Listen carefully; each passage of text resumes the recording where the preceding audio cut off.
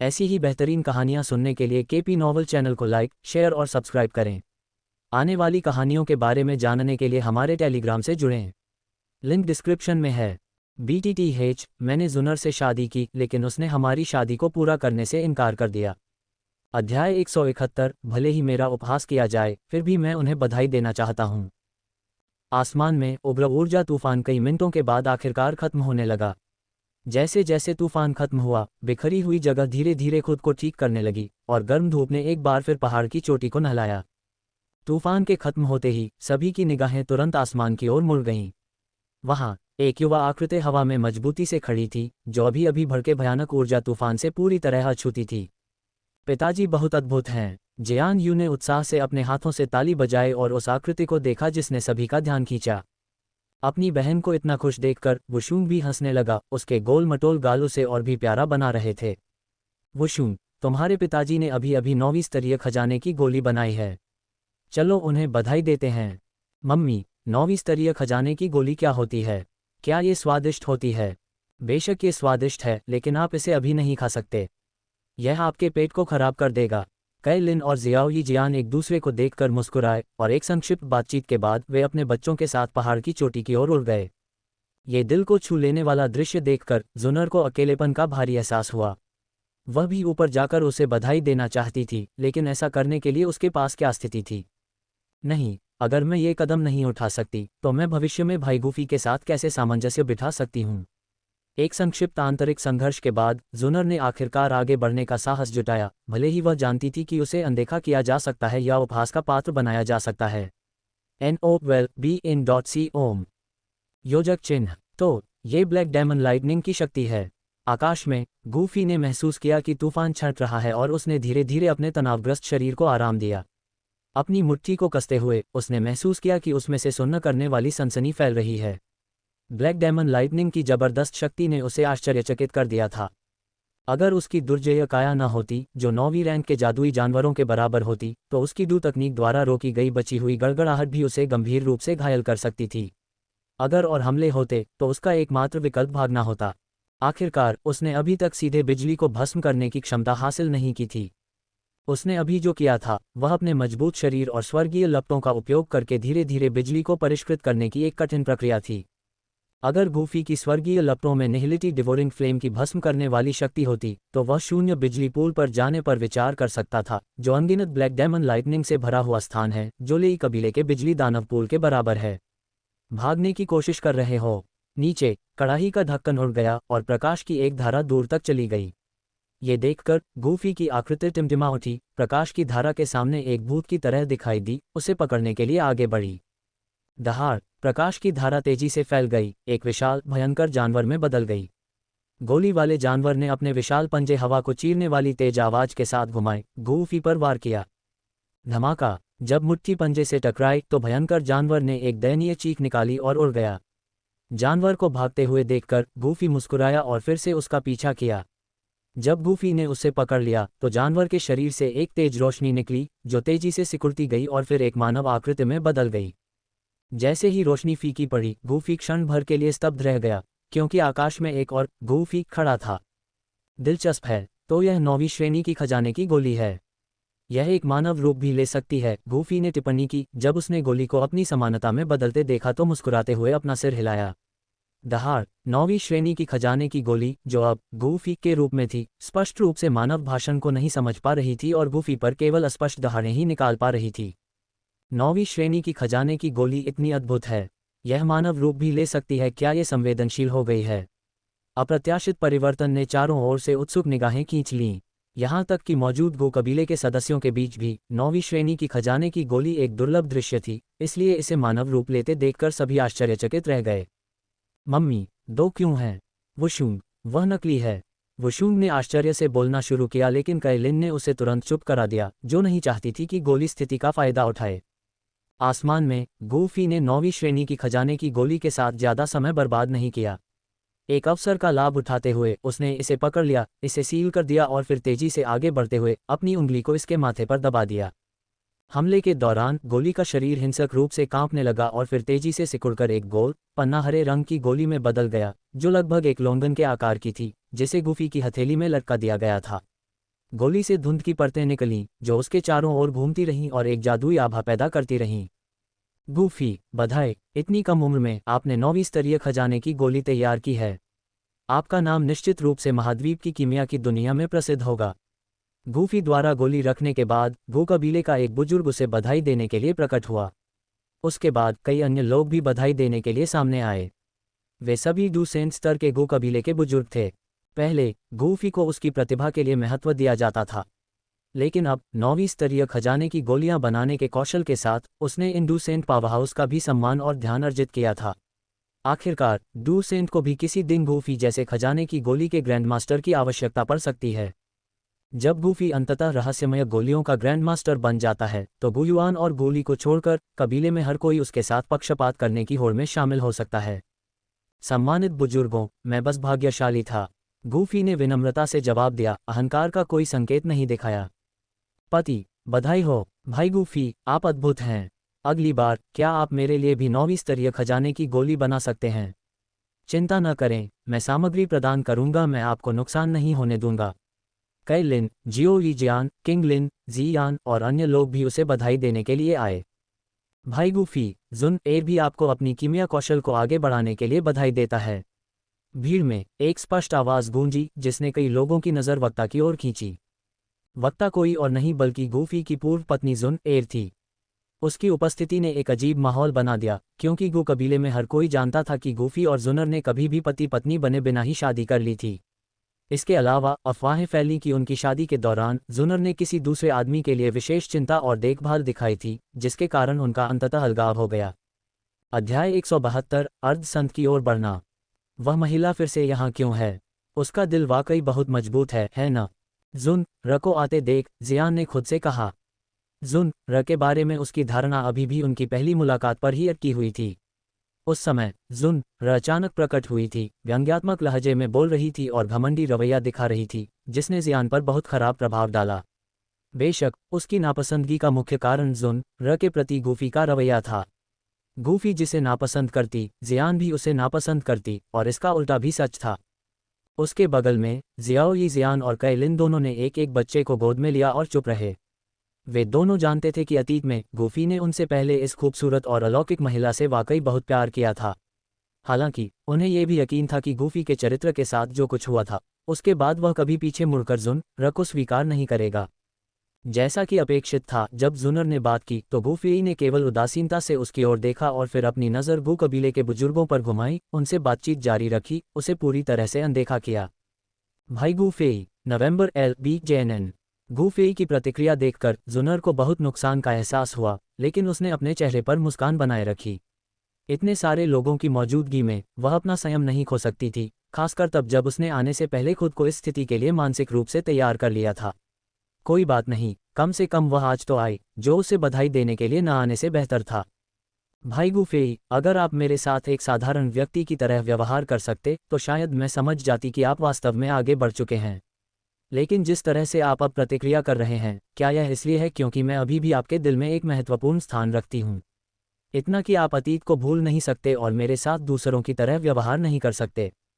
शांत और तर्कसंगत, जुनर के दिमाग में विचारों की बाढ़ आ गई। वह जानती थी कि उसके साथ जिद करके चिपके रहना बुद्धिमानी नहीं है और सही समय पर चले जाना बेहतर है। उसका वास्तव में क्या मतलब है? गूफी की ओर से भावनात्मक मूल्य प्रणाली के कारण भले ही वह जुनर को नहीं देख रहा था, फिर भी वह उसकी भावनाओं में बदलाव के बारे में जानता था। जुनर के कुछ भावनात्मक संकेतों ने गूफी को अपनी भौहें सिकुड़ने पर मजबूर कर दिया। यह महिला अब इतना गहरा स्नेह दिखा रही है, फिर उसने पहले दूसरों को क्यों चोट पहुंचाई? इसे भूल जाओ, उससे परेशान मत हो।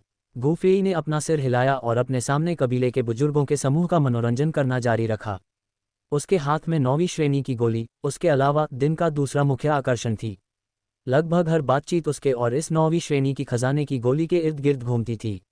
गू कबीले के कुछ बुजुर्गों ने पहले से ही 9वीं श्रेणी की खजाने की गोली को सुरक्षित रखना शुरू कर दिया था।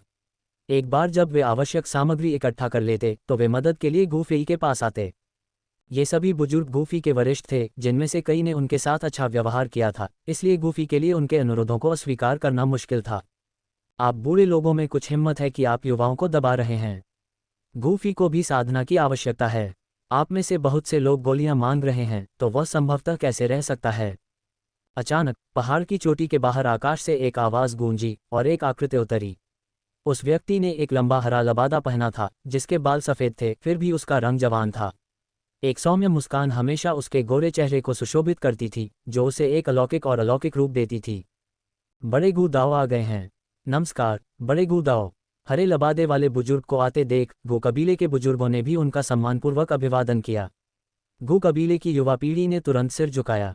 हरे लबादे वाला ये बुजुर्ग कोई और नहीं बल्कि गू दाओ था, जो गू कबीले के प्रसिद्ध 3 अमर लोगों में से एक था और 7 सितारा डू संत विशेषज्ञ था। गू कबीले में केवल गू युआन और गू ली ही उससे अधिक शक्तिशाली थे। बड़े गू दाओ। गूफी ने भी बड़े गू दाओ को प्रणाम किया। उसे स्वीकार करना पड़ा कि बड़े गू दाओ के शब्दों ने उसे एक बड़ी समस्या से बचा लिया था। अगर गूफी उन बड़ों के अनुरोधों पर सहमत हो जाता तो वह काफ़ी समय तक गोली बनाने वाली मशीन के रूप में फंस सकता था। तुम बहुत उल्लेखनीय हो गूफी। गू दाओ वर्षों से एकांत में था और कबीले में एक जूनियर के उभरने के तुरंत बाद ऐसी उत्कृष्ट उपलब्धि हासिल करने की बात सुनकर वह बहुत खुश हुआ। गूफी की वर्तमान प्रगति दर को देखते हुए वह निस्संदेह भविष्य में कबीले का एक स्तंभ बन जाएगा। उसके बाद किसी और ने गूफी से गोलियां बनाने के लिए कहने का मामला नहीं उठाया। जब सभी चले गए तो गूफी ने अपना ध्यान 9वीं कक्षा के खजाने की गोली पर वापस लगाने से पहले कुछ देर बच्चों के साथ खेला। इस बार गूफी द्वारा खजाने की गोली को सफलतापूर्वक परिष्कृत करने में वास्तव में भाग्य का एक तत्व था। उसे पूरा भरोसा नहीं था कि वह हर बार ऐसी गोली बना सकता है। 9वीं श्रेणी की गोली में बहुत अधिक ऊर्जा होती है और गूफी की साधना कई महीनों से 9 परिवर्तन डू वेनेरेट के शिखर पर अटकी हुई थी। उसे आश्चर्य हुआ कि क्या वह इस गोली का उपयोग करके सफलतापूर्वक अर्धसंत स्तर तक आगे बढ़ सकता है। कयर जियो यी जियान, मुझे कुछ समय के लिए एकांत में जाने की आवश्यकता है, जिसके दौरान कैलिन बहुत समझदार थी। वह जानती थी कि गूफी क्या कहने वाला था, इसलिए उसने उसके बात खत्म करने से पहले गर्मजोशी से जवाब दिया, चिंता मत करो पति। साधना महत्वपूर्ण है। जियो यी जियान और मैं बच्चों की देखभाल करेंगे। मैं भी बच्चों की देखभाल करने में मदद करूंगी, जियान ने सहजता से कहा। हाँ डैडी, आंटी जियान मेरे लिए बहुत अच्छी हैं, जियान यू ने गंभीरता से कहा। उसका मुंह जियान द्वारा दी गई कैंडी की गोलियों से भरा हुआ था। पूर्णविराम पूर्णविराम पूर्णविराम पूर्णविराम। ये सुनकर कैलिन और जियो यी जियान ने एक जानकार मुस्कान का आदान प्रदान किया। सब कुछ व्यवस्थित करने के बाद गूफी अपने एकांत साधना स्थल पर वापस चला गया। हालांकि 9वीं श्रेणी के खजाने की गोली को निगलना 9वीं श्रेणी की रहस्यमय गोली जितना जटिल नहीं था, फिर भी पूरी तरह से तैयारी करना आवश्यक था। गूफी ने अपनी कड़ाही निकाली और गोली के प्रभावों को बेअसर करने के लिए कुछ गोलियों को परिष्कृत किया। एक बार जब सब कुछ तैयार हो गया तो उसने बेअसर करने वाली गोलियों के साथ 9वीं श्रेणी के खजाने की गोली को निगल लिया।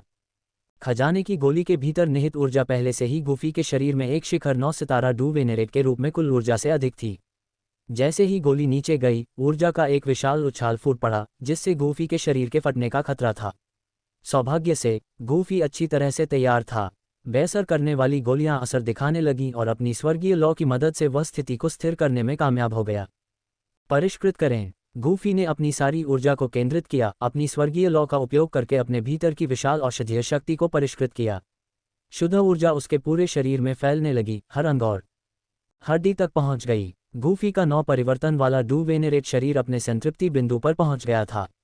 अगर वह हाफ सेंट तक नहीं पहुंच पाया तो चाहे वह कितनी भी ऊर्जा अवशोषित कर ले, ये बेकार होगा। हाफ सेंट शब्द को अक्सर सभी शीर्ष डू वेनेरेट विशेषज्ञों के लिए निराशा के रसातल के रूप में संदर्भित किया जाता है।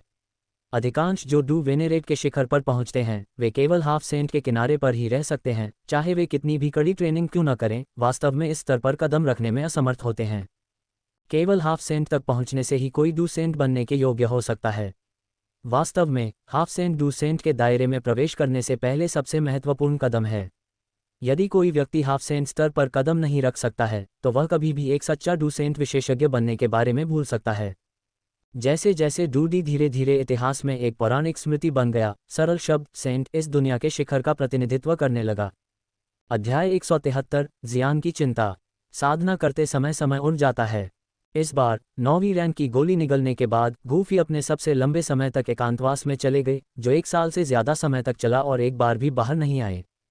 साधना के उनके स्तर के अन्य लोगों के लिए एकांतवास की ऐसी लंबी अवधि आम बात है। पिताजी अभी भी बाहर नहीं आए हैं। एक दिन छोटी जियान यू शिकायत करते हुए गूफी की एकांत गुफा के प्रवेश द्वार पर भागी।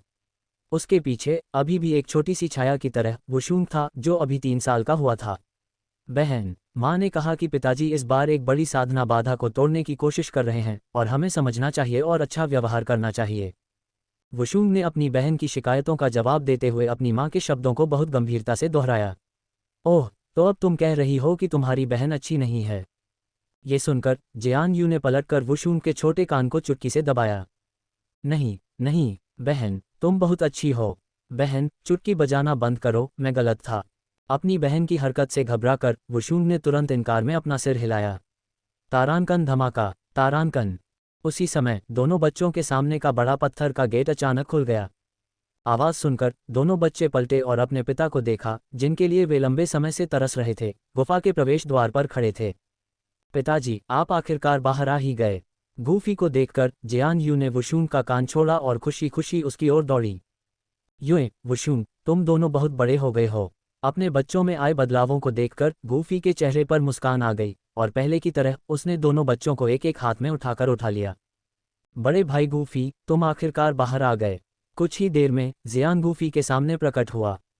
उसने उसके एकांत से बाहर आने के क्षण से ही उसके उभरने को महसूस कर लिया था। कुछ ही देर बाद जियाओ यिक्सियन, कई लिन और किंग लिन भी आ गए। पिछले कुछ वर्षों में उन तीनों ने उल्लेखनीय प्रगति की थी। कई लिन 6 महीने पहले ही 4 स्टार डू वेनेरेट तक पहुंच चुका था और जियाओ यिजियान और किंग लिन दोनों ही 1 स्टार डू वेनेरेट विशेषज्ञ बन गए थे। ऐसा लगता है कि सभी ने बहुत प्रगति की है। अपने साथियों की वर्तमान स्थिति को देखकर गूफी बहुत प्रसन्न हुआ। ऐसी दुनिया में जहां ताकत सर्वोच्च है, उसके करीबी लोगों के पास खुद की रक्षा करने की क्षमता होना कुछ ऐसा था जिसे देखकर वह हमेशा खुश होता था। इस बार एकांत में 9वीं रैंक की गोली की ऊर्जा को पूरी तरह से अवशोषित करने के बाद गूफी स्वाभाविक रूप से अर्धसंत स्तर पर आगे बढ़ गया। इतना ही नहीं, बल्कि उसने आरंभिक और मध्यवर्ती चरणों को भी छोड़ दिया, सीधे एक उन्नत अर्धसंत के स्तर तक पहुंच गया। और वह 25 साल का भी नहीं था। विकास की ये दर प्राचीन 8 कुलों में भी बेजोड़ थी। वर्तमान में एकमात्र युवा साधक जो साधना स्तर में गूफी को पार कर सकता था, वह लेई कबीले से लेई डोंग था। यहाँ तक कि हुन कबीले के शीर्ष प्रतिभाशाली हुन फैंग, जो गूफी से 7 या 8 साल बड़े थे, भी उसके बराबर पहुंच गए थे। पिछले 3 वर्षों से लेई डोंग लाइटनिंग डेमन पूल में प्रशिक्षण ले रहा था और संभावना है कि जब वह उभरेगा तो वह सीधे एक डूसंत बन जाएगा, संभवतः 2 सितारा डूसंत स्तर तक भी पहुंच जाएगा। लेई डोंग, मुझे आशा है कि अगली बार जब हम मिलेंगे तो आप बहुत आश्चर्यचकित नहीं होंगे।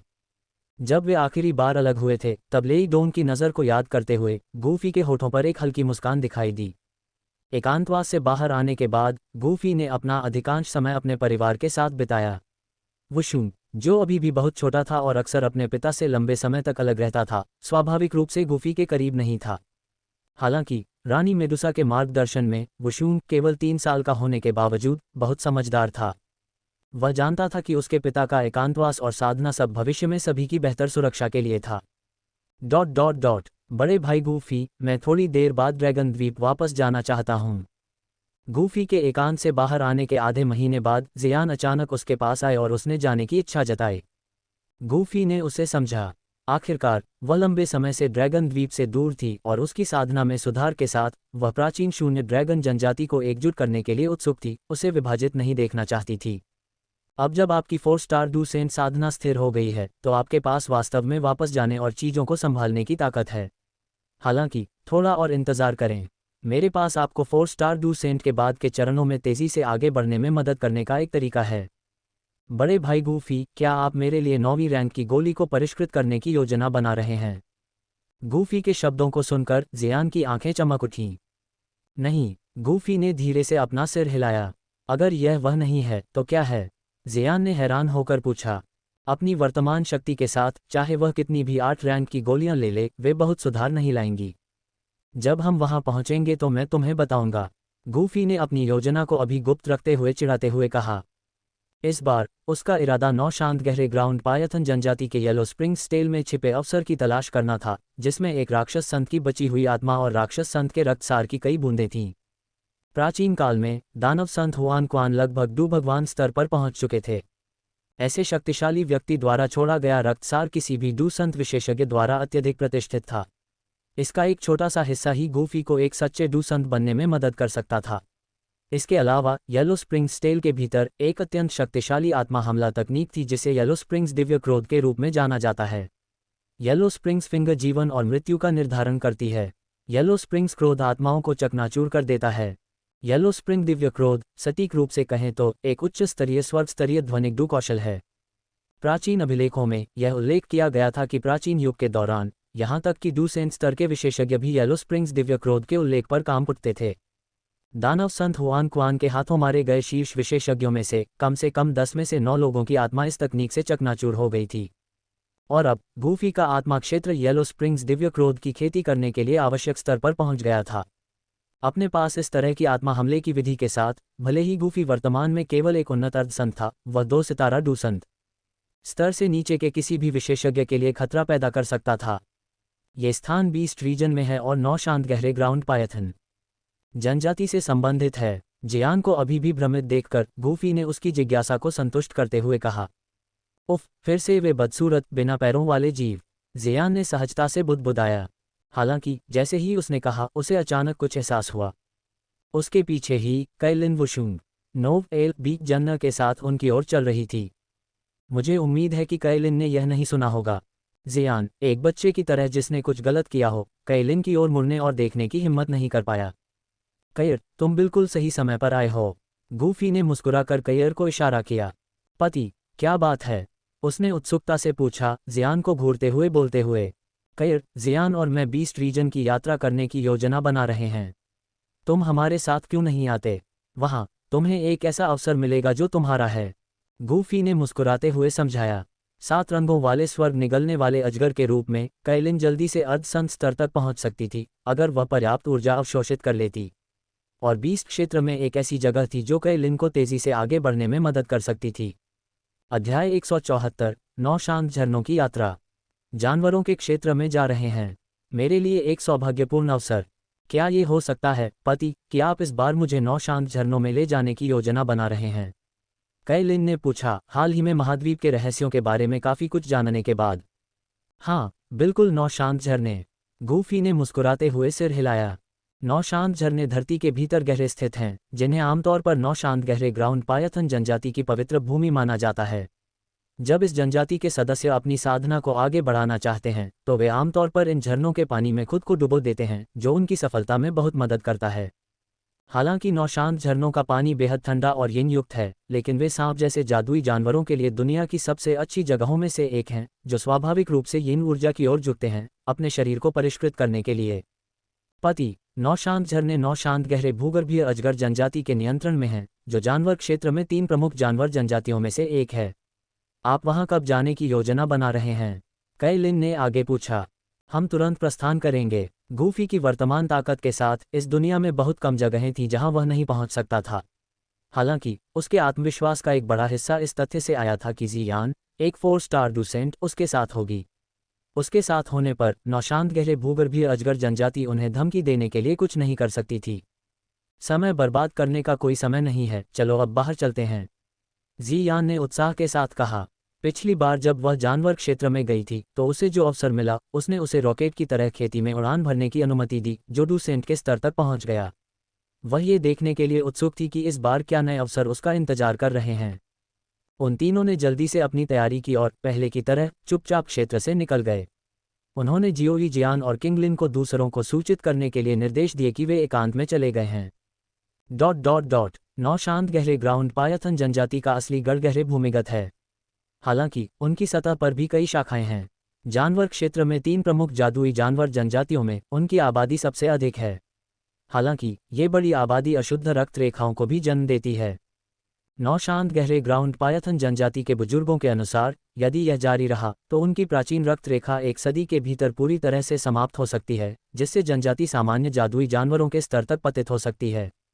इससे जनजाति के भीतर महत्वपूर्ण आंतरिक संघर्ष और बहस हुई है, लेकिन प्राचीन रक्त की भरपाई के बिना उनके अनियंत्रित प्रजनन दर को देखते हुए ये भाग्य अपरिहार्य लगता है।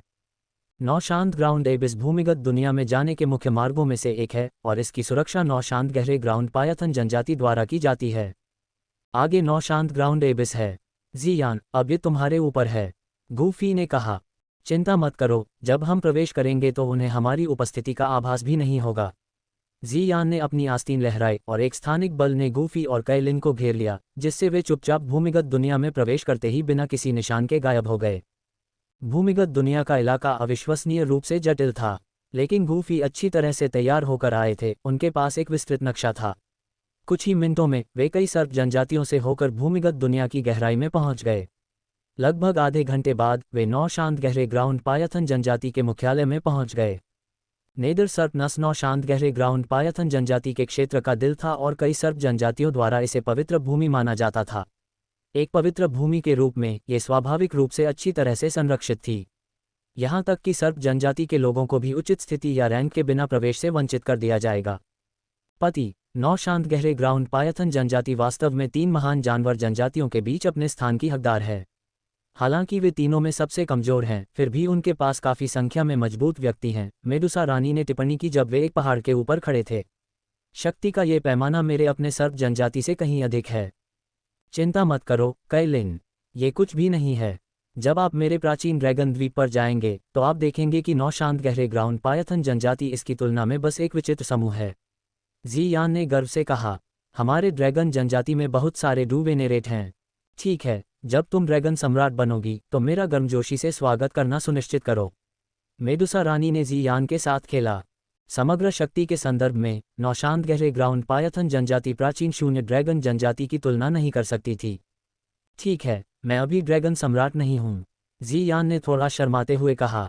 ठीक है, चलो 9 शांत झरनों की ओर चलते हैं, गूफी ने उन्हें उनके कार्य की याद दिलाते हुए हंसते हुए कहा। इसके साथ जियान ने एक बार फिर अपनी स्थानिक शक्तियों का उपयोग किया, उन तीनों को घेर लिया। उनकी आकृतियां पतली हवा में गायब हो गईं। जियान के अंतरिक्ष पर नियंत्रण के साथ एक 5 सितारा डूसंत भी उन्हें दूर से नहीं देख पाएगा। नीदर सर्पशिरा के भीतर एक विशाल अंधेरी खाई थी, सैकड़ों फीट चौड़ी और अथाह प्रतीत होती थी। एक भयानक ठंडी यिन हवा लगातार गहराई से ऊपर उठ रही थी। बस इसके पास खड़े होने से किसी व्यक्ति का खून बह सकता था और डूक्यूई को ऐसा महसूस हुआ मानो वह जम गया हो। इस खाई के तल पर 9 शांत गहरे मैदान जनजाति का पवित्र कुंड था। 9 शांत झरने, ये गूफी और उसके साथियों के प्राथमिक उद्देश्यों में से एक था। खाई के पास कोई गार्ड तैनात नहीं था, क्योंकि हर कोई जानता था कि अंधेरे रसातल से आने वाली ठंडी यिन हवा सबसे अच्छा प्राकृतिक गार्ड थी। यहाँ तक कि एक डू पूर्वज भी हमेशा के लिए फंस जाने के डर से बहुत गहराई में जाने की हिम्मत नहीं करेगा। जैसे जैसे ठंडी यिन हवा चलती रही, पास का स्थान अचानक थोड़ा विकृत हो गया। 3 आकृतियां धीरे धीरे दिखाई दी, गूफी, जियान और कैलिन। नीचे अंधेरे रसातल को देखते हुए गूफी मुस्कुराया और बिना किसी हिचकिचाहट के वे बर्फीली हवा को तोड़ते हुए खाई की गहराई में उतर गए। खाई अविश्वसनीय रूप से गहरी थी। एक नियमित डू वेनेरेट को नीचे तक पहुंचने में लगभग 1 घंटे का समय लगेगा, लेकिन अपनी गति से वे तीनों कुछ ही मिनटों में जमीन पर पहुंच गए। जैसे ही वे नीचे पहुंचे, उनके सामने एक विशाल झील दिखाई दी। इस झील से ठंडी यिन ऊर्जा निकल रही थी जो डूक्यूई को भी जमा सकती थी। झील बहुत बड़ी थी, जिसका पानी गहरे पीले रंग का था। खून की गंध से सराबोर पीली धुंध की धाराएं लगातार झील से उठती हुई ऊपर की ओर घूम रही थीं। ये पौराणिक 9 शांत झरने हैं, गूफी ने कहा जब वह धीरे धीरे विशाल झील के पास पहुंचा। वह जितना करीब गया उतना ही उसे एक सूक्ष्म यिन ऊर्जा महसूस हुई जो उसके शरीर में घुसने की कोशिश कर रही थी। अध्याय 175 याओ मिंग को वश में करना। गूफी के कदम 9 शांत झरनों के पास रुके और वह झील की सतह पर अपना हाथ रखते हुए नीचे झुक गया। एक पल में गहरे पीले रंग के बर्फ के क्रिस्टल तेजी से उसके हाथ पर चढ़ने लगे। सौभाग्य से अपनी स्वर्गीय लौ के साथ उसने तुरंत बर्फ को पिघला दिया। कैर, जियान, ये जगह बेहद ठंडी है। यहाँ तक कि 9 शांत गहरे ग्राउंड पायथन जनजाति के सदस्य भी इसे लंबे समय तक सहन नहीं कर सकते। इसलिए जब तक कोई विशेष कारण न हो, किसी के लिए यहाँ आना दुर्लभ है। तुम दोनों यहीं रुको, मैं 9 शांत झरनों के तल पर जा रहा हूँ। सावधान रहो मेरे पति। एक छप के साथ गूफी ने दोनों को निर्देश दिया और फिर 9 शांत झरनों में डुबकी लगाई, तेजी से नीचे की ओर गोता लगाया। झरनों के भीतर की ठंड भयानक थी। गूफी ने कुछ ही दूरी तय की थी कि उसे एहसास हुआ कि ठंड मध्यम स्तर के डू पूर्वजों के पावर हाउस को भी खतरे में डाल सकती है। हालांकि अपने उन्नत अर्धसंत साधना के साथ अगर वह ऐसी जगह में प्रवेश नहीं कर सकता तो यह हास्यास्पद होगा। हिस, जल्द ही एक हल्की फुफकारने वाली आवाज उसके कानों तक पहुंची और गूफी ने देखा कि उसके आसपास का पानी अचानक अशांत हो गया है। उसकी नज़र में शांत झरनों की गहराई से काली धुंध का एक समूह तेजी से आ रहा था। करीब से निरीक्षण करने पर काली धुंध वास्तव में भयानक तराजू से ढके अनगिनत छोटे काले सांप थे। फुफकारने की आवाज इन अजीब सांपों द्वारा बनाई गई थी। सस सस। इससे पहले कि सांप गूफी के करीब पहुंचते, उन्होंने अपने खतरनाक मुंह खोले, गहरे काले पानी के तीर छोड़े। इन तीरों की सीटी की आवाज़ पानी में गूंजती रही, जिससे कम गड़गड़ाहट वाले विस्फोट हुए। मेरे रास्ते से हट जाओ। गूफी ने कुछ तीखी ऊर्जा छोड़ी, जिससे कुछ सांप पीछे हट गए। हालांकि सांपों की संख्या बहुत ज्यादा थी, इसलिए वह रुका नहीं और तेजी से नीचे की ओर बढ़ा। थोड़ी देर में उसे दूर से रोशनी की एक किरण दिखाई दी। इस गहराई पर अजीब सांप पीछे आने में हिचकिचा रहे थे और पास आने की हिम्मत नहीं कर रहे थे। तो ये 9 शांत झरनों का तल है।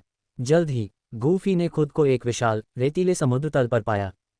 बचाओ मुझे! अचानक पानी में एक धीमी आवाज गूंजी, जो गूफी के कानों तक पहुंची। छपते हुए गूफी ने नीचे हाथ बढ़ाया और जमीन को पकड़ा, जिससे रेत के नीचे दबी 100 फीट से ज्यादा लंबी लोहे की एक बड़ी जंजीर दिखाई दी। अपने हाथ के एक झटके से उसने धीरे से जंजीर को बाहर निकाला। नवंबर LBJNN। जैसे ही उसने खींचा, आसपास की जमीन कांपने लगी और कीचड़ भरे तल से 3 और बड़ी जंजीरें उभरीं। इन जंजीरों के बीच में काली मिट्टी का एक बड़ा ढेर था। जैसे जैसे मिट्टी फैलती गई, धीरे धीरे एक कंकाल जैसी आकृति दिखाई देने लगी। यह एक व्यक्ति था, जिसका शरीर क्षीण और कंकाल जैसा था। इतने सालों तक इन अंधेरे शांत झरनों के तल पर बंद रहना कितनी पीड़ा है। कंकाल जैसी आकृति को देखते हुए गूफी ने अंदर ही अंदर आह भरी। यह अमानवीय यातना सालों से चली आ रही थी, वह इससे कैसे बच पाया? मुझे बचाओ, मुझे बचाओ! अगर तुम मुझे बचाओगे तो मैं पूरे 9 शांत गहरे ग्राउंड पायथन जनजाति को अपना स्वामी मानकर तुम्हारी सेवा करने के लिए मजबूर कर दूंगा। जैसे ही गूफी ने क्षीण आकृति को देखा, बाद वाले की गहरी आंखें अचानक खुल गईं, जो आशा की एक किरण के साथ गूफी को देख रहे थे। क्या तुम मुझे अपना स्वामी मानकर मेरी सेवा करोगे? कंकाल जैसी आकृति से यह वादा सुनकर गूफी हिचकिचाया। गू कबीले के प्रतिभाशाली व्यक्ति के रूप में, जो एक दिन कबीले का नेता बन सकता है, वह आमतौर पर किसी की भी निष्ठा स्वीकार नहीं करेगा। हालांकि याओमिंग जैसे व्यक्ति, जो 9 शांत गहरे ग्राउंड पायथन जनजाति के कबीले के नेता थे और 2 सितारा डू संत के स्तर तक पहुंच चुके थे, का कुछ मूल्य था। गू कबीले जैसा शक्तिशाली कबीला भी डू संत की वफादारी को खारिज नहीं करेगा। हफ हफ। पिछले संघर्ष ने कंकाल आकृति की ऊर्जा को खत्म कर दिया था, जिससे उसकी सांस उथली और तेज हो गई थी। 4 विशाल जंजीरों ने लगातार बेहद ठंडी ऊर्जा उत्सर्जित की, जिससे कंकाल आकृति के भीतर डूक्यूई खत्म हो गई, जिससे वह अत्यधिक कमजोर हो गया।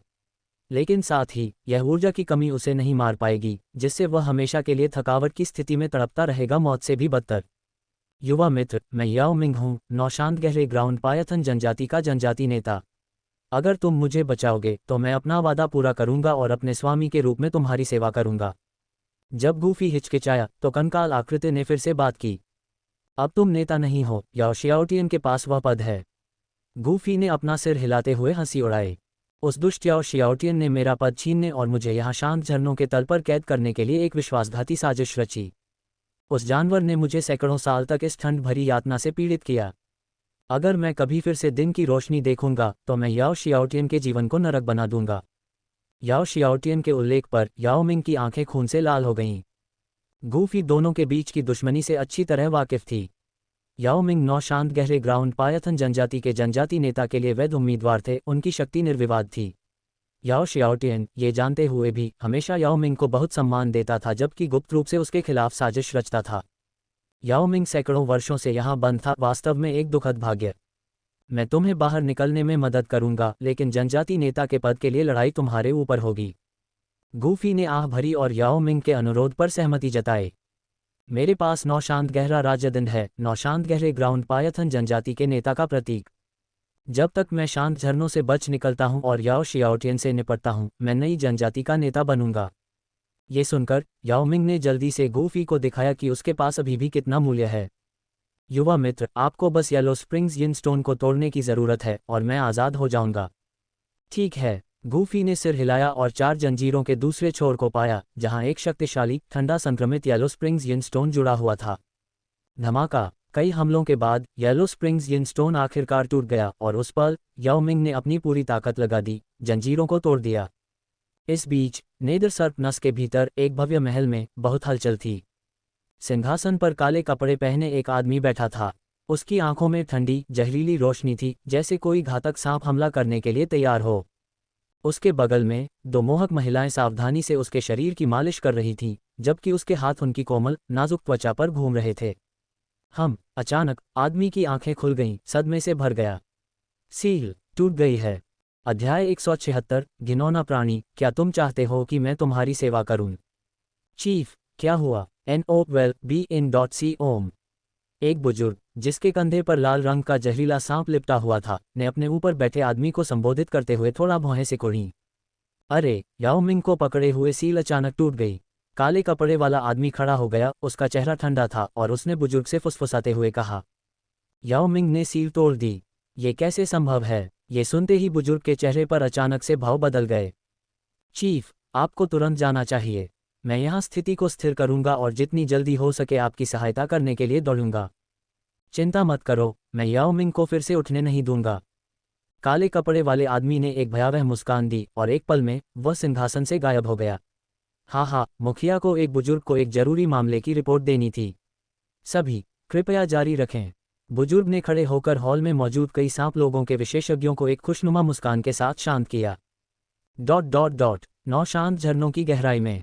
हाँ, मुझे यकीन नहीं हो रहा है, मैं, याओ मिंग, वास्तव में इस दिन तक पहुंच गया। याओ मिंग मुक्त होने के बाद उत्साह से अभिभूत था। हालांकि उसकी आवाज में कमजोरी झलक रही थी। इस समय एक साधारण डू वेनेरेट भी उसे आसानी से मार सकता था। चलो चलते हैं। तुम्हारा अच्छा भाई शायद पहले से ही तुम्हारी जान लेने के लिए यहाँ दौड़ रहा हो। गूफी को याद आया कि जैसे ही सील टूटेगी, याओ शियाओतियान को तुरंत इसका आभास हो जाएगा। याओ शियाओतियान। याओ मिंग की आंखें घृणा से भर गई थीं क्योंकि उसने गुस्से में नाम लिया था। जैसे ही वे तेजी से ऊपर चढ़े, गूफी और याओ मिंग ने एक बार फिर 9 शांत झरनों के ठंडे पानी से पैदा हुए अजीब काले सांपों का सामना किया। याओ मिंग के पास उन्हें नियंत्रित करने का एक तरीका था और कुछ अजीब आवाज़ें निकालने के बाद उसने सांपों को दूर से ही उनसे दूर रहने को कहा।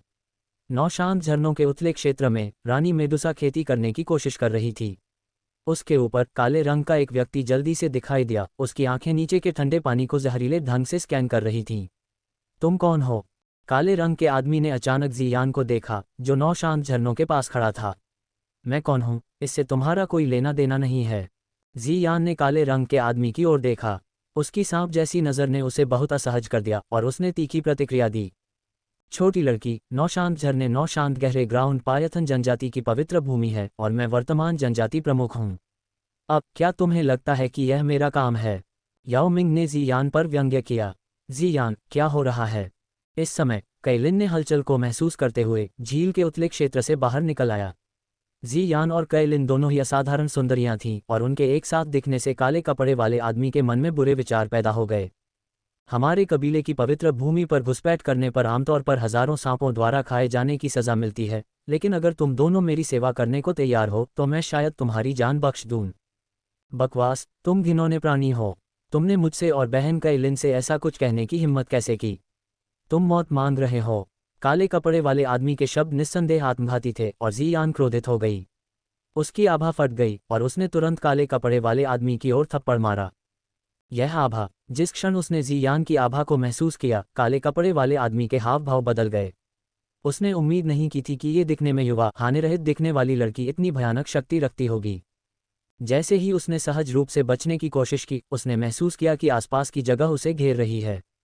धमाका! एक हल्के से थप्पड़ से जियान ने काले रंग के आदमी पर एक बहुत बड़ा प्रहार किया, जिससे वह जमीन पर गिर गया और एक बड़ा गड्ढा बन गया। जियान ने कोई कार्रवाई की। गूफेई ने ऊपर की हलचल को महसूस करते हुए अपनी गति तेज कर दी और याओ मिंग के पीछे पीछे ऊपर की ओर भागा। गूफेई से उपचार की गोली लेने के बाद याओ मिंग की डुकी हुई तेजी से ठीक हो रही थी। जल्द ही गूफी और याओ मिंग झील की सतह को तोड़कर आकाश में पहुंच गए। जब याओ मिंग ने जियान को देखा तो उसका दिल जोर से धड़क उठा। वह उससे निकलने वाली मजबूत उपस्थिति को महसूस कर सकता था। लेकिन जल्द ही याओ मिंग का ध्यान जमीन पर बने गड्ढे की ओर चला गया। वहां से उसे एक बहुत ही परिचित आभा महसूस हुई। भाई गूफी, अभी अभी एक आदमी ने बहन कैलिन और मुझसे अपमानजनक तरीके से बात की, इसलिए मैंने उसे जमीन पर पटक दिया। जियान ने गूफी को बताया कि क्या हुआ था। क्या वह मर गया है? गूफी ने पूछा। वह शायद अभी पूरी तरह से मरा नहीं है, जियान ने उदासीनता से जवाब दिया। ये लड़की किस तरह का भयानक अस्तित्व है? गूफी और जियान की बातचीत सुनकर याओ मिंग घबरा गया। जैसे जैसे धूल धीरे धीरे जमती गई, सभी को गहरे गड्ढे में खून से लथपथ एक आकृति दिखाई देने लगी। याओ शियाओटियन, तुम नीच दुष्ट, तो तुम्हारा भी दिन आ गया।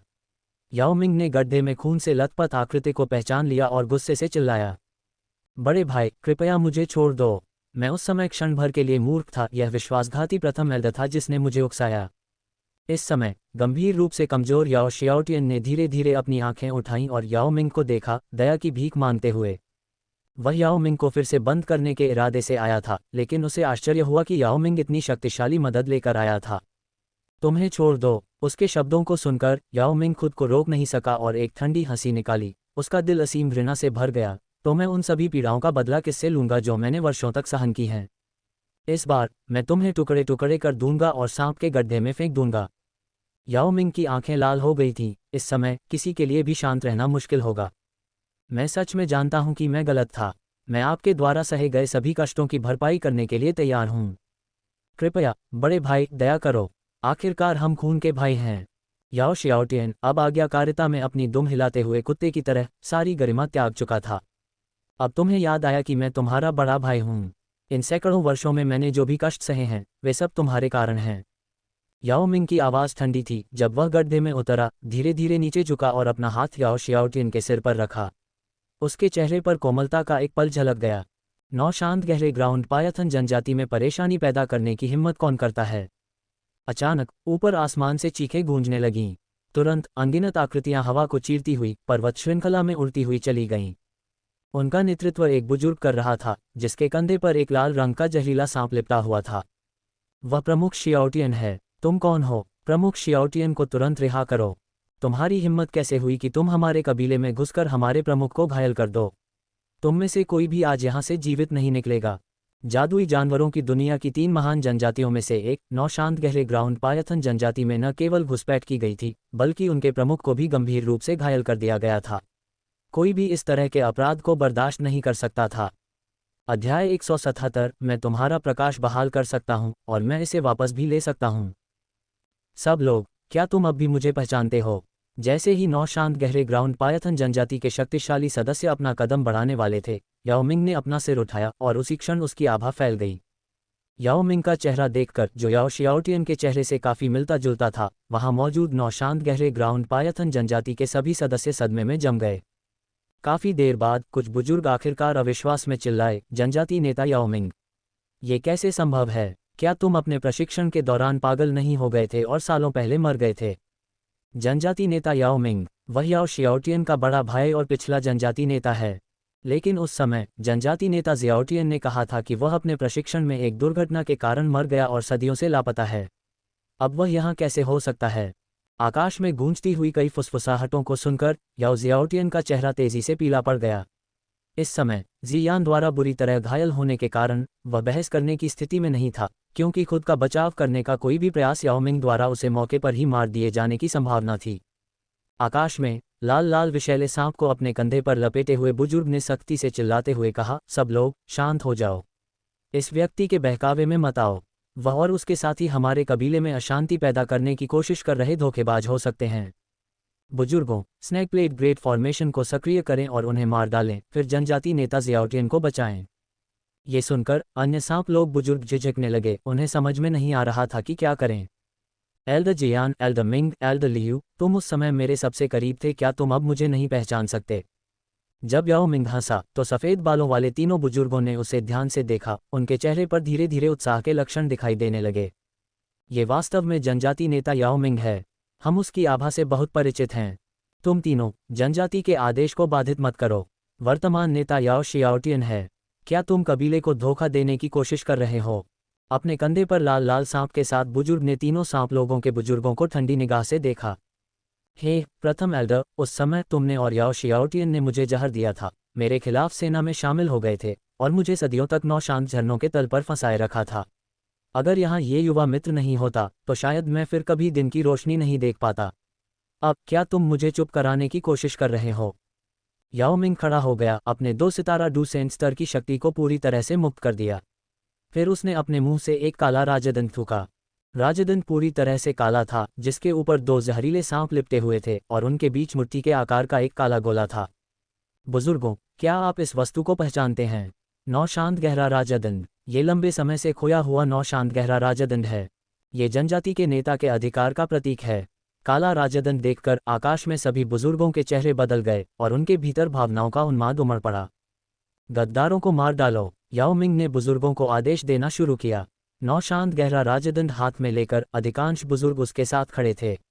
याओ शियाओटियन के वफादारों ने अपने नेता को गंभीर रूप से घायल और याओ मिंग की दया पर देखकर विरोध करने की हिम्मत नहीं की। लानत है, तुम धोखेबाज हो, मुझे तुम्हारी असली पहचान उजागर करने दो। पहला एल्डर हार मानने को तैयार नहीं था। उसने याओ मिंग को मारने की कोशिश की, यह मानते हुए कि एक बार याओ मिंग मर गया तो कोई भी उसके लिए खड़ा नहीं होगा। तुम्हें लगता है कि तुम मुझे मार सकते हो? तुम खुद को ज्यादा आंकते हो, याओ मिंग ने व्यंग्य किया। हालांकि उसने येलो स्प्रिंग्स के तल पर कष्ट सहा था, लेकिन उसकी ताकत केवल बड़ी थी। अब एक 2 सितारा डू संत के रूप में वह पहले एल्डर से कहीं ज्यादा शक्तिशाली था। गूफी चुपचाप देखता रहा। ये 9 शांत गहरे ग्राउंड पायथन जनजाति का आंतरिक मामला था और बाहरी हस्तक्षेप से नाराजगी हो सकती है। सौभाग्य से किसी ने भी जियान के पहले हमले को नहीं देखा था और वे सभी ने मान लिया कि यह याओ मिंग था जिसने याओ शियाओटियन को गंभीर रूप से घायल कर दिया था। जल्द ही याओ मिंग और प्रथम एल्डर एक भयंकर युद्ध में उलझ गए और उनके संघर्ष की आवाजें पूरे इलाके में गूंजने लगीं। सब लोग, वह आदमी धोखेबाज है, जल्दी करो, उसे मार डालो। याओ शियाओटियन ने ठंडे दिमाग से युद्ध देखा, ये जानते हुए कि याओ मिंग उसे कभी नहीं छोड़ेगा। बचने का उसका एकमात्र मौका याओ मिंग को मारना था, लेकिन प्रथम एल्डर याओ मिंग का मुकाबला नहीं कर सका और जल्दी ही घायल हो गया। अगर प्रथम एल्डर गिर गया तो उसके पास कोई मौका नहीं बचेगा। मौत को दावत, ये सुनकर याओ मिंग की निगाहें बर्फीली हो गईं। उसने प्रथम एल्डर को छोड़ दिया और सीधे याओ शियाओटियन की ओर दौड़ा। इस बार उसका हाथ ब्लेड की तरह तेज था और उसने बिना किसी हिचकिचाहट के उसे याओ शियाओटियन की खोपड़ी में घुसा दिया। उस पल खून और दिमाग का पदार्थ हर जगह फैल गया। धमाका! याओ मिंग का हाथ याओ शियाओटियन के सिर में घुस गया। भावशून्य चेहरे के साथ उसने धीरे से अपना हाथ वापस खींचा, जिससे उसकी हथेली में मुट्ठी के आकार का एक काला गोला दिखाई दिया। गोला अविश्वसनीय रूप से चिकना था, जिसके अंदर काली धुंध घूम रही थी, जिससे एक चीखता हुआ चेहरा बन रहा था जो निश्चित रूप से याओ शियाओटियन का था। ये देखकर याओ मिंग द्वारा पहले से ही गंभीर रूप से घायल प्रथम एल्डर तुरंत भाग गया। सर्प नस को सील करो, हमें उस गद्दार को पकड़ना होगा। याओ मिंग उसके पीछे नहीं भागा, बल्कि तेजी से कबीले का नियंत्रण अपने हाथ में ले लिया और स्थिति को स्थिर कर दिया। ... धन्यवाद गूफी मेरे दोस्त, तुम्हारे बिना मैं अभी भी शांत झरनों के तल पर पीड़ित होता। कुछ मामलों को संभालने के बाद याओ मिंग गूफी के प्रति आभार व्यक्त करने के लिए आया। यह आपके अपने प्रयासों के कारण भी है। यदि आप अपनी साधना में आगे नहीं बढ़े होते तो आप आज कबीले के नेता के रूप में अपना स्थान कैसे प्राप्त कर सकते थे? गूफी ने मुस्कुराते हुए अनुमोदनपूर्वक बात की। याओ मिंग का चरित्र और प्रतिभा काफी संतोषजनक थी। उचित पालन पोषण के साथ वह भविष्य में बहुत उपयोगी हो सकता है। वैसे मैं स्प्रिंग ब्लड क्रिस्टल की तलाश में 9 शांत झरनों में आया था। आप वर्षों से वहां हैं, इसलिए आपके पास कुछ होना चाहिए, है ना? गूफी ने सीधे अपना उद्देश्य बताया। स्प्रिंग ब्लड क्रिस्टल, एक टुकड़े को बनने में लगभग 1000 साल लगते हैं। सदियों से मैंने काफी कुछ खाया है। NOWELL-BE-IN.C बिना किसी हिचकिचाहट के याओ मिंग ने अपना मुंह खोला और एक रक्त लाल रोशनी निकली जो अंततः गूफी के सामने तैर रही थी। वस्तु एक मुट्ठी के आकार का रक्त लाल क्रिस्टल था। क्रिस्टल ऐसा लग रहा था जैसे कि रक्त की अनगिनत धाराएं अंदर बह रही हों, जिससे ये विशेष रूप से भयानक लग रहा था। तो ये स्प्रिंग ब्लड क्रिस्टल है? गूफी ने अजीब क्रिस्टल को देखते हुए धीरे से कहा। जैसे ही उसने रक्त लाल क्रिस्टल को अपने हाथ में लिया, एक भयानक ठंडी शक्ति तुरंत उसकी हथेली से फैल गई। ये वस्तु, जिसमें अपार ठंडी ऊर्जा है, भविष्य में स्वर्गीय लपटों को अवशोषित करने में बहुत सहायता करेगी। एक और बात है, मैंने सुना है कि आपके 9 शांत गहरे ग्राउंड पायथन जनजाति के पास दानव संत हुआन क्वान द्वारा छोड़ा गया एक पत्थर का स्तंभ है। क्या मैं इसे देख सकता हूँ? स्प्रिंग ब्लड क्रिस्टल को स्वीकार करने के बाद गूफी ने आने का अपना दूसरा कारण बताया। येलो स्प्रिंग स्टोन स्टेल। याओ मिंग ये सुनकर भौंचक के रह गए। पत्थर का स्टेल 9 शांत गहरे ग्राउंड पायथन जनजाति का सबसे बड़ा रहस्य था और इसकी सामग्री जनजाति के लिए सबसे महत्वपूर्ण थी। हाँ, हमारे पास यह है। गूफी, मेरे दोस्त, कृपया मेरे पीछे आओ। एक पल की हिचकिचाहट के बाद याओ मिंग ने जियान की ओर देखा, जो गूफी के बगल में खड़ा था, और फिर सहमति में सिर हिलाया। वह समझ गया कि चूंकि गूफी के पास उसे येलो स्प्रिंग से मुक्त करने की शक्ति थी, इसलिए उसके पास उसे वापस रसातल में भेजने की शक्ति भी थी। अध्याय 178। बच्चे, देखते हैं तुम कितना संभाल सकते हो। भाई गूफी, ऐसा लगता है कि तुम मेरे कबीले के बारे में काफी कुछ जानते हो। रास्ते में याओ मिंग अपनी जिज्ञासा को दबा पाने में असमर्थ होकर गूफी से पूछने से खुद को रोक नहीं पाया। मुझे थोड़ा बहुत पता है। जहां तक मुझे पता है तुम्हारे कबीले में येलो स्प्रिंग्स स्टोन्स टेल में 3 डू तकनीकें खुदी हुई हैं, येलो स्प्रिंग्स फिंगर और येलो स्प्रिंग्स पाम। पहली तकनीक निम्न स्तरीय स्वर्ग स्तरीय डू तकनीक है, जबकि दूसरी मध्यम स्तरीय स्वर्ग स्तरीय डू तकनीक है, और दोनों ही काफी शक्तिशाली हैं। उद्धरण चिन्ह। गूफी ने कुछ भी नहीं छिपाया, क्योंकि उसने पहले ही अपने इरादे उजागर कर दिए थे।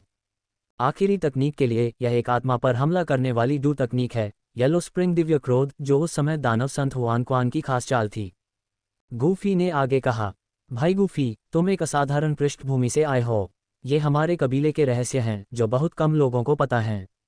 याओ मिंग हैरान था, लेकिन फिर भी गूफी की चापलूसी करने में कामयाब रहा।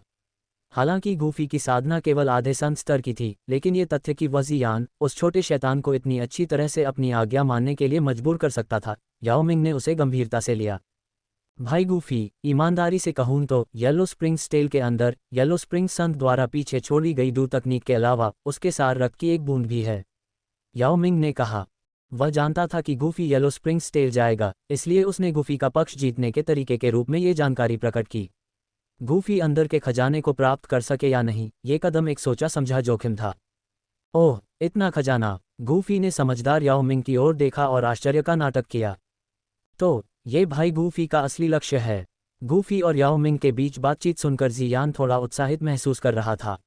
वह स्वाभाविक रूप से समझ गई कि डू गॉड में आधा कदम रखने वाले प्राणी का सार रक्त कितना शक्तिशाली हो सकता है।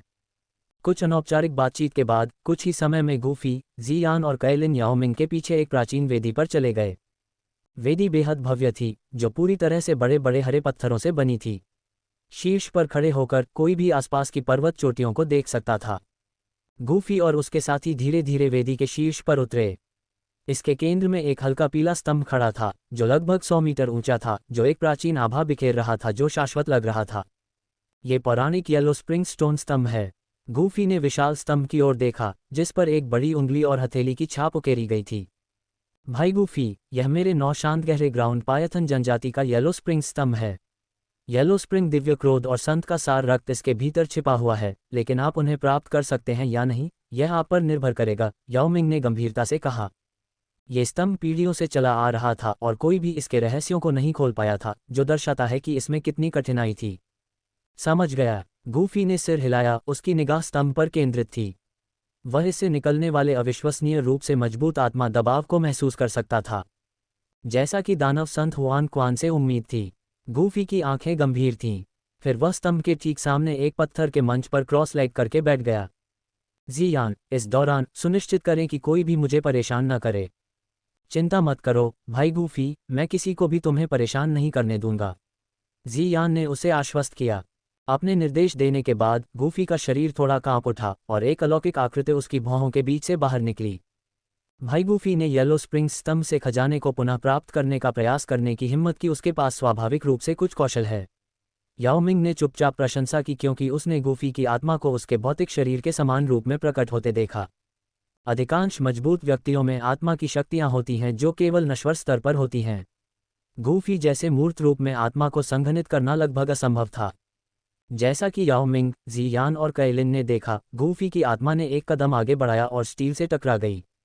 तारांकन होश, तारांकन। एक पल में प्राचीन स्टील की सतह तरल की तरह लहराई और गूफी की आत्मा रहस्यमय तरीके से स्टील द्वारा निगल ली गई। धमाका, तारांकन। स्टील के भीतर के स्थान में प्राचीन आकाश में गड़गड़ाहट हुई, जो क्रोधित ड्रैगन की तरह दहाड़ रहा था। गड़गड़ाहट की आवाज ने आकाश और पृथ्वी को हिला दिया। दानव संत हुआन क्वान वास्तव में असाधारण है। गूफी बीच हवा में मडरा रहा था, अपनी आंखों में विस्मय के भाव के साथ इस अजीब स्थान को देख रहा था। तारांकन धमाका, तारांकन। जैसे ही गूफी अंतरिक्ष में और आगे बढ़ा, एक उंगली का निशान और एक विशाल हथेली का निशान बना जो उस पर हमला कर रहा था। हालांकि इन तकनीकों को गूफी ने आसानी से बेअसर कर दिया। दानव संत हुआन क्वान, खुद को दिखाओ। ये तरकीबें मुझे हराने के लिए पर्याप्त नहीं हैं। जैसे ही पीली हथेली टूट गई, गूफी ने ऊपर देखा और दूर तक देखा। उसकी आवाज़, हालांकि शांत थी, पूरे अंतरिक्ष में गड़गड़ाहट की तरह गूंज उठी।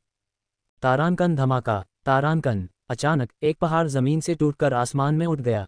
पहाड़ की चोटी पर एक विशाल सिंहासन था और सिंहासन पर एक व्यक्ति बैठा था जो पीले वस्त्र पहने हुए था। उसकी पीठ सीधी और प्रभावशाली थी। एक आभा जिसने स्वर्ग और पृथ्वी को भी हिला दिया, धीरे धीरे फैल गई।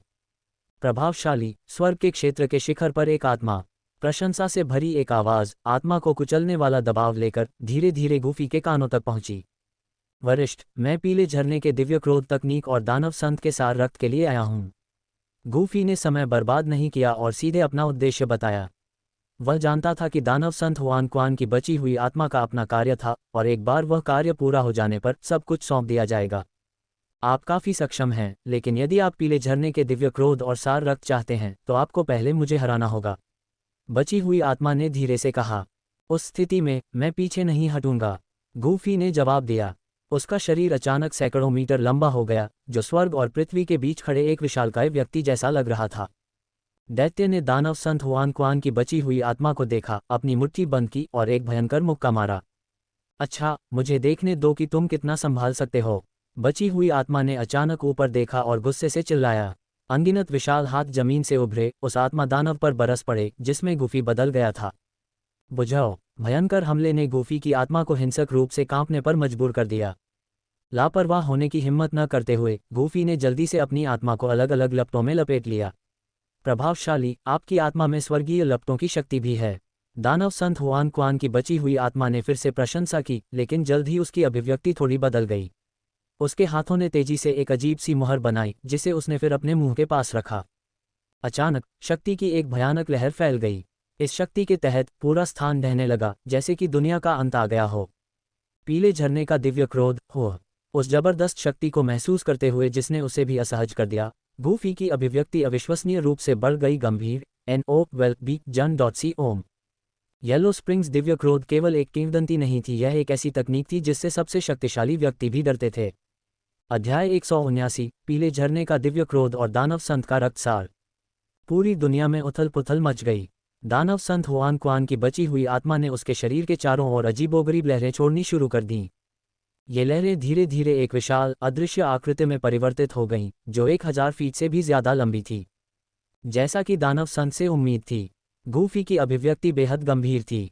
अगले ही पल ध्वनि तरंगों से निर्मित दानव संत का अदृश्य सच्चा रूप धीरे धीरे अपना सिर नीचे कर लिया और अपनी उदासीन निगाहें दूर गूफी पर टिका दीं। उसका मुंह धीरे धीरे खुला और प्राचीन ऊर्जा से भरा एक शब्दांश, जैसे कि तूफानी बादलों की परतों को चीरता हुआ एक वज्र ड्रैगन, अचानक अपना भयंकर रूप प्रकट कर दिया। दहाड़! एक ही उच्चारण के साथ उनके चारों ओर का स्थान फैलती ध्वनि तरंगों के नीचे इंच इंच बिखर गया। लगभग विनाशकारी ध्वनि तरंग विस्फोट प्रकाश से भी तेज गति से आगे बढ़ा। इतनी भयानक गति से गूफी के पास बचाव करने के लिए लगभग कोई समय नहीं था।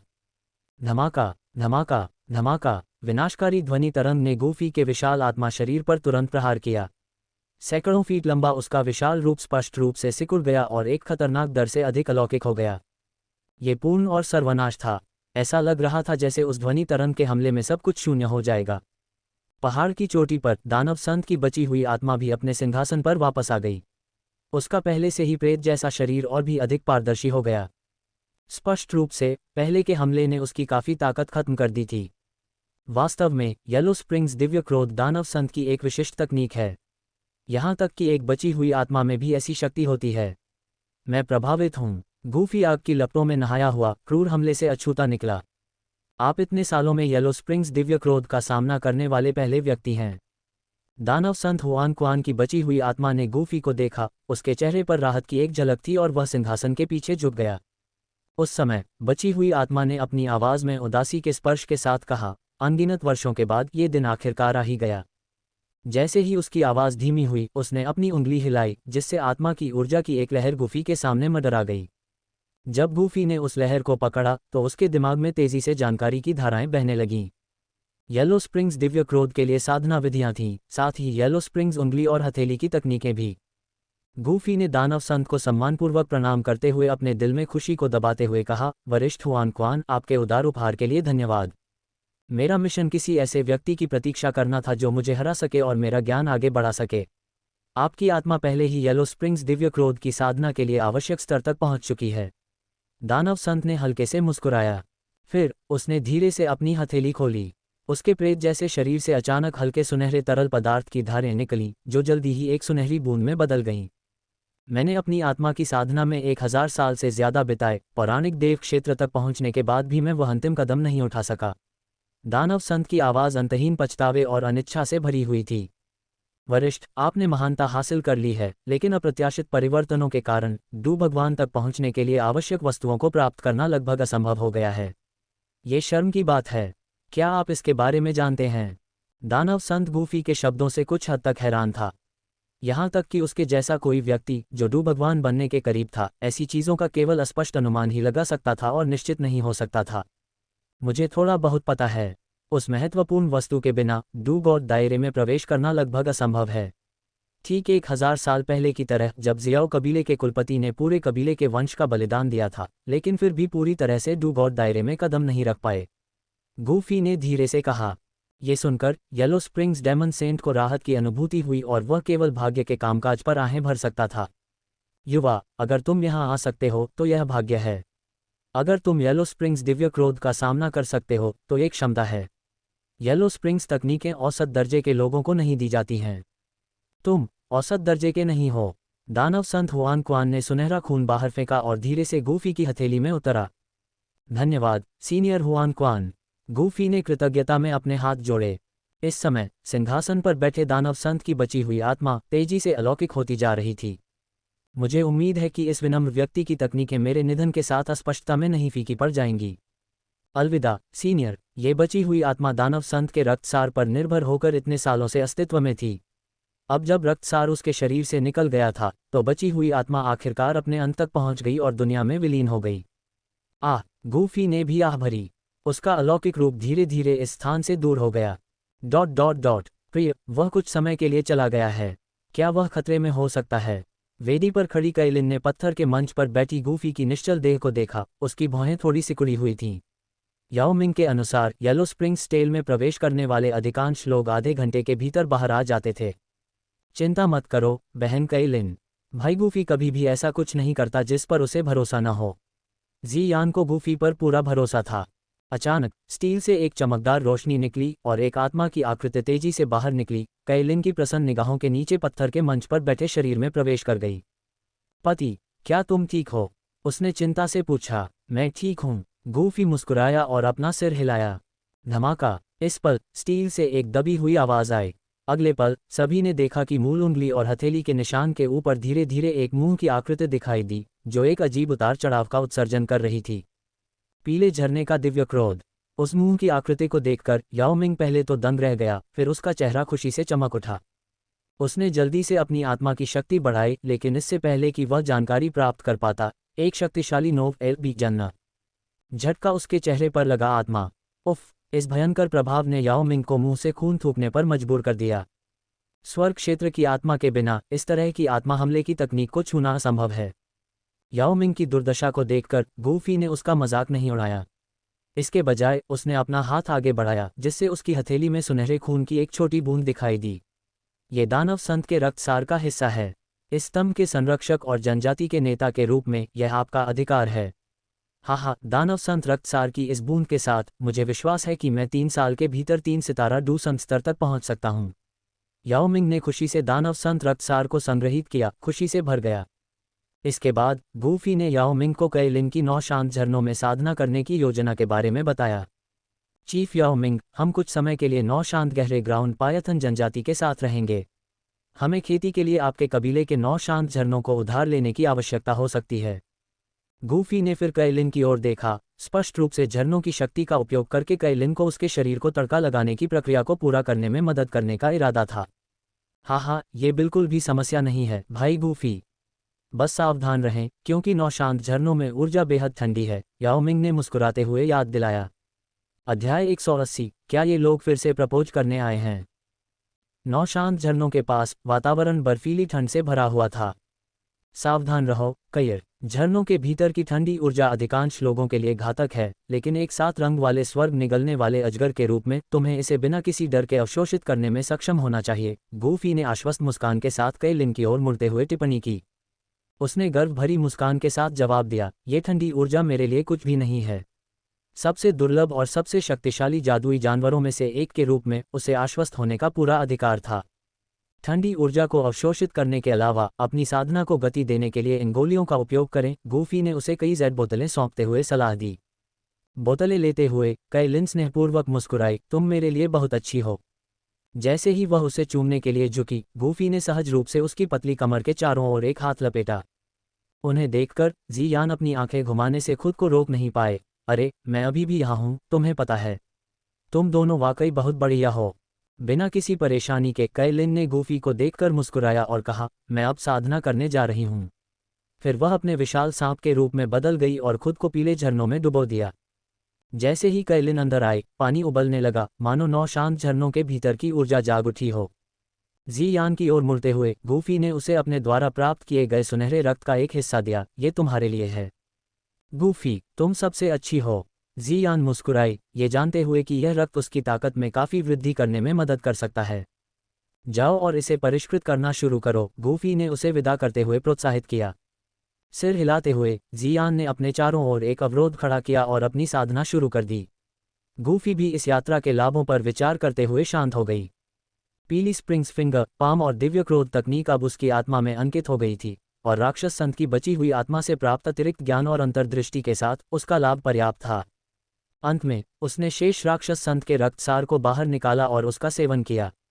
जिस क्षण रक्त उसके सिस्टम में प्रवेश किया, उसके भीतर से एक शक्तिशाली ऊर्जा तरंग फूट पड़ी, जिससे उसके कपड़े बिखर गए और आसपास की चट्टानों में दरारें दिखाई देने लगीं। TLN, मुझे तुरंत वुल्वरिन का ख्याल आया। रक्त के भीतर की ऊर्जा इतनी तीव्र और अराजक थी कि यह आसानी से एक कमजोर योद्धा को विस्फोट कर सकती थी।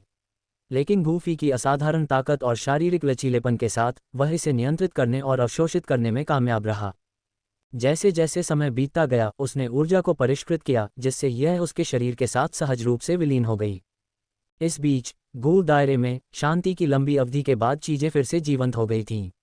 यान और लेई कुलों की यात्राओं के बाद याओ कुल, जिसने एक दशक से अधिक समय तक गोकुल के साथ बातचीत नहीं की थी, ने एक प्रतिनिधिमंडल भेजा था। भव्य हॉल में जहां याओ कुल का मनोरंजन किया जा रहा था, हवा जड़ी बूटियों की खुशबू से भरी हुई थी। बहुत दिनों से नहीं मिले, एल्डर नान है। आप हमेशा की तरह ही उत्साही दिख रहे हैं, याओ कुल के एक बुजुर्ग वान गुई ने गर्मजोशी से अभिवादन किया। एल्डर वान गुई, आप हमेशा की तरह ही जोश में हैं, एल्डर नानहे ने मुस्कुराते हुए जवाब दिया। एल्डर वान गुई याओ कुल के एक बहुत ही सम्मानित बुजुर्ग थे, जो दंड की देखरेख करने और महत्वपूर्ण शक्ति रखने के लिए जिम्मेदार थे। उनका साधना स्तर भी बहुत अच्छा था, वे 4 सितारा डूसन स्तर तक पहुंच चुके थे। उनके बगल में एक युवक और युवती बैठे थे। आलीशान वस्त्र पहने हुए पुरुष का चेहरा सुंदर लेकिन कुछ हद तक ठंडा और तीखा था, जबकि लंबे नीले बालों वाली महिला का चेहरा बर्फ की तरह ठंडा था। युवक याओ तियान याओ कबीले के सबसे उत्कृष्ट सदस्यों में से एक था। उसकी आत्मा शक्ति प्रारंभिक स्वर्ग क्षेत्र चरण तक पहुंच गई थी और वह उच्च स्तरीय गोलियों को परिष्कृत करने में सक्षम था। उसका साधना स्तर गो कबीले में युवा पीढ़ी के सर्वश्रेष्ठ लोगों के बराबर था। युवती याओ लिंग हालांकि अपनी साधना प्रगति में धीमी थी, लेकिन उसके पास एक अनोखी आत्मा थी और उसे याओ कबीले में एक ईश्वर क्षेत्र आत्मा प्राप्त करने की सबसे अधिक संभावना थी। गु दायरे के भीतर एक पर्वत शिखर पर जोनेर, जिसने अभी अभी अपना एकांतवास समाप्त किया था, को याओ कबीले के बारे में पता चला। याओ कबीला, हो, वे अपनी कीमियागिरी के हुनर के लिए जाने जाते हैं, जोनेर ने सोचा। उसके विचार तुरंत गूफी की ओर मुड़ गए, जिसने 1 साल पहले टियर 9 ट्रेजर पिल को सफलतापूर्वक परिष्कृत किया था। यान और लेई कुलों की पिछली यात्राओं को याद करते हुए जोनेर ने भौहें सिकोड़ने से खुद को नहीं रोका। क्या वे फिर से शादी का प्रस्ताव देने आए हैं? इस विचार ने उसे परेशान कर दिया, क्योंकि ऐसी यात्राओं से उसे हमेशा अनावश्यक तनाव होता था, खासकर तब जब वे आमतौर पर उसके और गूफी से जुड़ी होती थीं। क्या उन्होंने बताया कि वे यहाँ क्यों हैं? जोनेर ने पास की लड़कियों में से एक से पूछा। मुझे यकीन नहीं है, लेकिन वे 2 युवा सदस्यों, एक पुरुष और एक महिला को साथ लाए थे, लड़की ने अनिश्चितता से उत्तर दिया। वह आदमी काफी सुंदर है और उसकी खेती मजबूत है, वाइकिंग यान के बराबर कहा जाता है, लेकिन उसका चेहरा कुछ कठोर है, एक और लड़की ने कहा। और महिला? जोनेर ने पूछा। आदमी में कोई दिलचस्पी नहीं थी। आखिरकार वह चिंतित नहीं थी। लेई डोंग जैसे किसी व्यक्ति ने भी ऐसा नहीं किया था उसकी भावनाओं को प्रभावित करने में कामयाब रहे। याओ तियान की तो बात ही छोड़िए।